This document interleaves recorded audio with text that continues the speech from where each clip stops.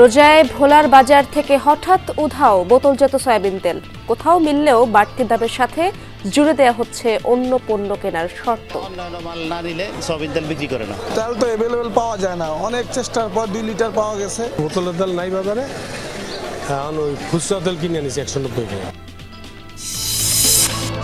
নারায়ণগঞ্জে ত্বকী হত্যাকাণ্ডের এক যুগেও চার্জশিট দিতে পারেননি র্যাব। অন্তর্বর্তী সরকারের সময় নতুন করে 6 জন গ্রেপ্তার হওয়ায় আশা আরও দেখছে পরিবার।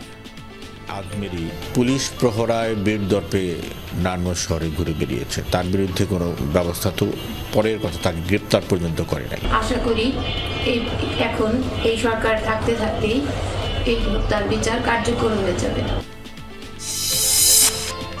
হঠাৎ করেই গড়াই পারে কুবির আতঙ্ক।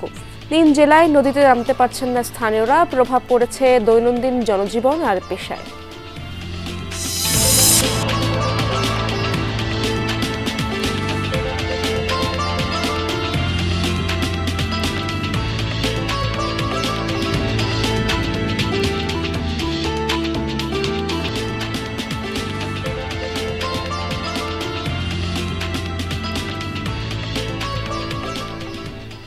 আমন্ত্রণ সংবাদ সারা দেশে, আপনাদের সঙ্গে আছি আমি ইশরাত জাহান। এতক্ষণ শিরোনাম দেখছিলেন, এবার বিস্তারিত খবর।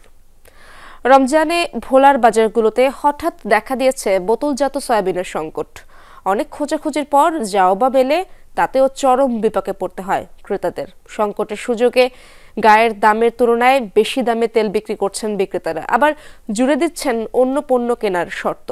এমন কোণঠাসা পরিস্থিতিতে ক্ষুব্ধ সাধারণ ক্রেতা, তবে ব্যবস্থা গ্রহণের আশ্বাস কৃষি বিপণন অধিদপ্তরের। ভোগ্যপণ্যের জন্য দ্বীপজেলা ভোলার অন্যতম বড় যোগানস্থল শহরের চকবাজার। রোজার শুরু থেকেই অতি প্রয়োজনীয় সয়াবিন তেল কিনতে ক্রেতাদের ভিড় এখানকার মুদি দোকানগুলোয়। কিন্তু খোলা তেল কিছুটা থাকলেও বাজার থেকে উধাও বোতলজাত সয়াবিন। অনেক খোঁজাখুঁজির পর 5 লিটারের বোতল চোখে না পড়লেও মিলল 1 থেকে 2 লিটারের বোতল। তবে তাতেও বিপত্তি, অন্তত 1 থেকে 150 টাকার অন্যান্য পণ্য না কিনলে কিছুতেই মিলবে না কাঙ্ক্ষিত তেলের বোতল। মুদি বাজার করতে গেলে সেখানে অন্যান্য মাল না নিলে সয়াবিন তেল বিক্রি করে না। যেমন সরিষার তেল নিতে হয়, মসুর ডাল নিতে হয়। তেল তো অ্যাভেলেবেল পাওয়া যায় না, অনেক চেষ্টার পর 2 লিটার পাওয়া গেছে, তাও দাম বেশি। শুধু চকবাজার নয়, জেলার কাঁচা বাজার, খালপাড় সহ বিভিন্ন পাইকারি ও খুচরা বাজারে একই চিত্র। কৃত্রিম সংকট দেখিয়ে এমনিতেই লিটার প্রতি 10 টাকা বাড়তি গুনতে হচ্ছে ক্রেতার। তার উপর অতিরিক্ত পণ্য খরিদের শর্ত জুড়ে দেয় ব্যবসায়ীদের সিন্ডিকেটে কোণঠাসা সীমিত আয়ের মানুষ।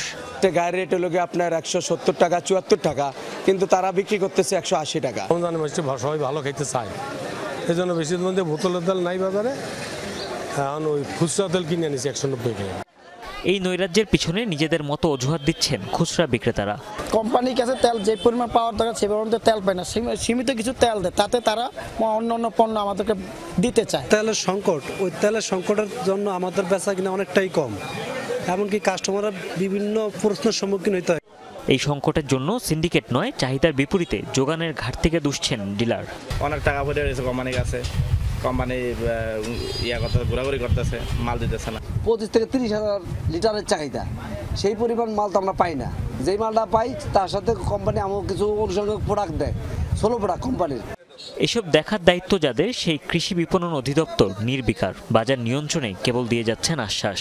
এটা মিল থেকে সরবরাহের কারসাজি নাকি স্থানীয়ভাবে কেউ কৃত্রিম সংকটের জন্য এ ধরনের কারসাজি করছে, এ ব্যাপারে আমরা তদারকি করছি।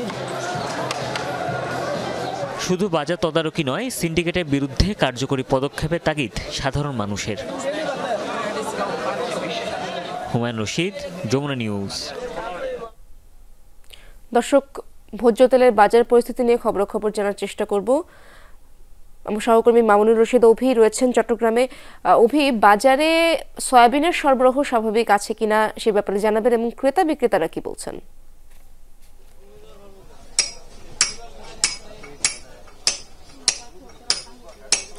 আমি এখন রয়েছি চট্টগ্রাম মহানগরীর চৌমুহনী বাজারে, এবং এখানে আমরা দেখতে পাচ্ছি মূলত যে সোয়াবিনের যে সরবরাহ সেটি পর্যাপ্ত রয়েছে। এবং তারা বলছিলেন যে সিটি কর্পোরেশন জেলা প্রশাসন মিলে যে সমন্বিত মিটিং হয়েছে সেখানে 160 টাকা করে খোলা সয়াবিন তেলের প্রতি লিটার দাম নির্ধারণ করে দেওয়া হয়েছে এবং সেই দাম অনুযায়ী কিন্তু ক্রেতারা তাদের যেই তেলগুলো সেগুলো কিনতে পারছেন। এবং যিনি এখানকার যে দোকানদার বা বিক্রেতা রয়েছেন তিনি বলছিলেন যে দাম নির্ধারণ করে দেওয়ার পরেই কিন্তু তারা আসলে সেই নির্দেশনা অনুযায়ী দামে বিক্রি করছেন। এবং এর আগে যেই চট্টগ্রামের তেল নিয়ে যে তেলেশমাতি বা চট্টগ্রাম নগরীতে নৈরাজ্য সৃষ্টি হয়েছে এই নিয়ে কিন্তু ক্রেতাদের মধ্যে একেবারে ক্ষোভের সৃষ্টি হয়েছে। তারা বলছিলেন প্রতি বছর যখন রমজান মাস আসে তখন এই রমজান মাসকে কেন্দ্র করে দোকানদার যারা ক্রেতা ব্যবসায়ী যারা রয়েছেন সকলেই মিলে একটি নৈরাজ্য সৃষ্টি করেন, তেলগুলোকে মজুত করে কৃত্রিম সংকট তৈরি করে মানুষ থেকে বেশি মূল্য দাম হাতিয়ে নেন, এমন একটি কিন্তু অভিযোগ পাওয়া গেছে। এর পরে কিন্তু আমরা দেখেছি একেবারে প্রতিদিন এখন নগরীতে জেলা প্রশাসন থেকে শুরু করে ভোক্তা অধিকার সংরক্ষণ অধিদপ্তর প্রত্যেকে সম্মিলিতভাবে তারা অভিযান চালাচ্ছেন।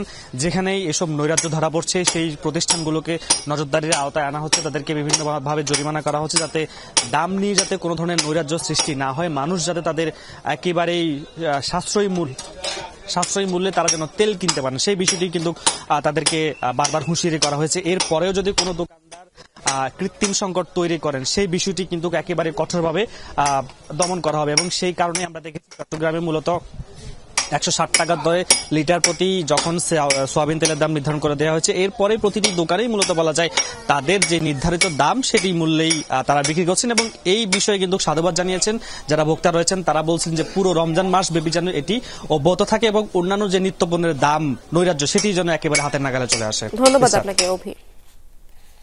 দীর্ঘ 12 বছরেও নারায়ণগঞ্জের মেধাবী শিক্ষার্থী তানভীর মোহাম্মদ ত্বকি হত্যার তদন্ত শেষ করতে পারেনি র্যাব। 5 আগস্ট পট পরিবর্তনের পর তদন্তকারী সংস্থা নড়েচড়ে বসায় আশার আলো দেখছে পরিবার। প্রত্যাশা নির্দেশদাতাসহ হত্যাকারীরা বিচারের আওতায় আসবে। 2013 সালের 6 মার্চ বিকেলে নারায়ণগঞ্জ শহরের কালীরবাজারের বাসা থেকে বের হয়ে নিখোঁজ হয় মেধাবী শিক্ষার্থী তানভীর মোহাম্মদ ত্বকি। এ লেভেল পরীক্ষায় ফিজিক্সে 300-র মধ্যে 297 নম্বর পেয়ে তাক লাগিয়ে দেয়া ত্বকির মরদেহ দুদিন পর শীতলক্ষ্যা নদীর কুমুদিনী খাল থেকে উদ্ধার করে পুলিশ। শুরু থেকেই হত্যার জন্য নারায়ণগঞ্জের প্রভাবশালী ওসমান পরিবারকে দায়ী করে আসছেন ত্বকির বাবা, নাগরিক ও সাংস্কৃতিক আন্দোলনের সংগঠক রফিউর রাব্বি। সিটি নির্বাচনে শামীম ওসমানের প্রতিদ্বন্দ্বী ডাক্তার সেলিনা হায়াত আইভীর পক্ষে কাজ করায় রাব্বির ওপর ক্ষিপ্ত হয় ওসমান পরিবার। এক যুগেও আলোচিত এই হত্যাকাণ্ডের বিচার তো দূরের কথা, এখনও অভিযোগপত্রই জমা দিতে পারেনি তদন্তকারী সংস্থা র্যাব। মামলার পর গ্রেফতার 2 জনের স্বীকারোক্তিমূলক জবানবন্দির ভিত্তিতে আলামত উদ্ধার হয়। 2014 সালে হত্যা রহস্য উদ্ঘাটনের দাবি করে র্যাব, জানায় খসড়া তদন্ত প্রতিবেদন তৈরির কথা। শামীম ওসমানের ভাতিজা আজমেরি ওসমান সহ 11 জনের সম্পৃক্ততার কথা উল্লেখ করে র্যাবের খসড়া তদন্ত প্রতিবেদনের খবরও আসে গণমাধ্যমে, তবে অভিযোগপত্র আর জমা পড়েনি। আওয়ামী লীগ সরকারের পতনের পর এই মামলায় 6 জনকে গ্রেফতার করা হয়েছে। পরিবারের প্রত্যাশা দ্রুত সময়ে জমা হবে ত্রুটিমুক্ত চার্জশিট। আজমেরি পুলিশ প্রহরায় বীরদর্পে নারায়ণগঞ্জ শহরে ঘুরে বেরিয়েছে, তার বিরুদ্ধে কোনো ব্যবস্থা তো পরের কথা, তাকে গ্রেপ্তার পর্যন্ত করে নাই। তো এইটি শেখ হাসিনার শাসনামলে হয়েছে। হত্যাকাণ্ডের সাথে যারা যারা জড়িত সংশ্লিষ্ট, শামীম ওসমান, তার ছেলে অয়ন ওসমান সহ তার ক্যাডার বাহিনী যারা যারা জড়িত সকলেই যাতে যুক্ত হয়ে একটি নির্ভুল অভিযোগপত্র আদালতে পেশ করা হয়। আশা করি এখন এই সরকার থাকতেই এই হত্যার বিচার কার্যকর হয়ে যাবে। ত্বকি হত্যার বিচারের দাবিতে শুরু থেকেই সোচ্চার নারায়ণগঞ্জের বিভিন্ন সামাজিক সাংস্কৃতিক সংগঠনের নেতাকর্মীরা। জুলাই অভ্যুত্থানের পর র্যাব তৎপর হয়ে 6 জনকে গ্রেফতার করলেও চার্জশিট না দেয়ায় হতাশ তারা। কিছু তৎপরতাও আমরা দেখেছি, কয়েকজনকে গ্রেফতার করা হয়েছে, কিন্তু এখন এসে দেখি যে এটা যেই তিমিরে সেই তিমিরে। আমার যেটা মনে হচ্ছে সরকার অন্যান্য কাজগুলো গোছাতে যেয়ে তার যে আইন শৃঙ্খলা পরিস্থিতির একটি চরম দুরবস্থা চলছে সেটাকে কাটিয়ে উঠতে না পারার কারণে এই সম্ভবত বিচারটিকে কিছুটা হলো বিলম্বিত করছে। তদন্তকারী সংস্থা র্যাব বলছে অতি সত্বর তদন্ত শেষ করে অভিযোগপত্র জমা দেওয়ার প্রচেষ্টা চলছে। বাদী আছেন, তার সাথে আমাদের সার্বক্ষণিক তিনিও আমাদের সহায়তা করেছেন। গত সপ্তাহে তিনি আমাদের এখানে এসেছেন। সো এটা একটা আমরা গুরুত্ব সহকারে তদন্তটা কার্যক্রম পরিচালনা করছি। তদন্ত শেষ হলেই আমরা চার্জশিটটা দিয়ে দিব। ত্বকির মরদেহ উদ্ধারের পর নারায়ণগঞ্জ সদর মডেল থানায় মামলা করেন বাবা রফিউর রাব্বি। পরে তদন্তের দায়িত্ব পায় র্যাব 11। জাহিদ হাসান, যমুনা নিউজ। কুষ্টিয়ায় শহীদ আবরার ফাহাদের কবর জিয়ারত করেছেন যুব ও ক্রীড়া মন্ত্রণালয়ের উপদেষ্টা আসিফ মাহমুদ সজীব ভুইয়া। সকালে কুমারখালী উপজেলার কয়ারাডাঙ্গা গ্রামে আবরার ফাহাদের কবরে শ্রদ্ধা জানান আসিফ মাহমুদ। পরে কবর জিয়ারত শেষে শহীদ আবরার ফাহাদ জামে মসজিদের সম্প্রসারণ কাজের উদ্বোধন করেন তিনি। এছাড়া শহীদ আবরার ফাহাদ স্টেডিয়াম উদ্বোধন করে দুপুরে জেলা প্রশাসকের কার্যালয়ে মতবিনিময় সভায় অংশ নেবেন যুব ও ক্রীড়া উপদেষ্টা। পরে মাগুরার উদ্দেশ্যে রওনা দেবেন তিনি। কক্সবাজারে ছাত্র জনতার আন্দোলনে শহীদ পরিবার ও আহতদের মাঝে আর্থিক সহায়তা প্রদান করছে জুলাই শহীদ স্মৃতি ফাউন্ডেশন। সকাল 10টায় জেলা সাংস্কৃতিক কেন্দ্রে শুরু হয় এই বিতরণ কর্মসূচি। অংশ নেন জুলাই শহীদ স্মৃতি ফাউন্ডেশনের প্রধান নির্বাহী মীর মাহবুবুর রহমান স্নিগ্ধ। পরে গণ অভ্যুত্থানে শহীদ ও আহত মোট 47 জনের পরিবারের হাতে তুলে দেন আর্থিক সহায়তা। অনুষ্ঠানে জেলা প্রশাসক, পুলিশ সুপার সহ আরও অনেকেই উপস্থিত ছিলেন। রাজধানীর মিরপুর থেকে ঢাকা 20 আসনের সাবেক সংসদ সদস্য এম এ মালেককে গ্রেপ্তার করা হয়েছে। এদিকে রংপুরে ধরা পড়েছেন নীলফামারী 1 আসনের সাবেক এমপি আফতাবউদ্দিন সরকার।